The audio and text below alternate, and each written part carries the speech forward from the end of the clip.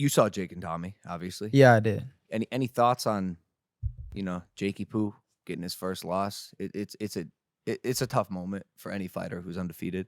It is, but again, this will help him get better for the future. He took on a lot of hard fights in the beginning of his career. He wanted to be a boxer, and he fought, in his first 5 fights, harder competition than most actual pro boxers. So I give him kudos to that. Obviously, he has to go back to the drawing board and get better.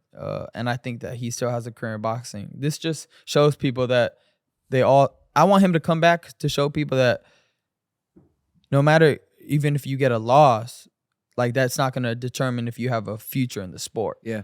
So I think that's important that he comes back, wins, and keeps fighting, because if you show people once you lose, then you have to go crawl into a ball and never do it again, then that's not going to show anything. So I want him to come back. Yeah, and he will. He'll come back strong. He's been handling it really well, and I'm a firm believer in everyone can use a good humbling from time to time. 100%. And I want to ask you this objectively. Like when Jake was preparing for Tommy and all his fights in general, part of his fighter and warrior mentality going in is that losing isn't an option. It's impossible. Can't even envision it in your mind. Won't happen in a million years, right? But then it happened. When I go into any sort of combat, I play the loss in my head and try to run away from the fear of that happening. What's your mentality going in? Is that something that drives you because of fear? Is that something that is not on the table, won't happen? Are you praying and trusting in your God to let the process work out the way it will?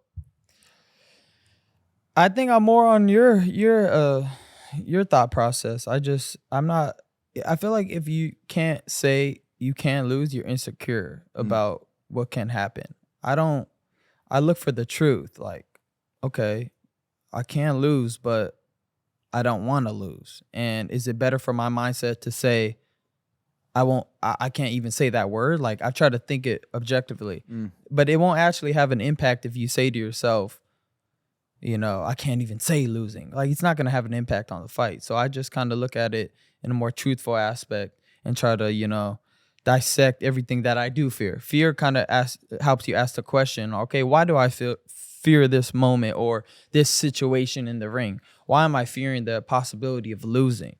But again, everything plays a part, spiritual, physical, everything. So when I go into this, I'm obviously, wanting to be in tune with all aspects of myself.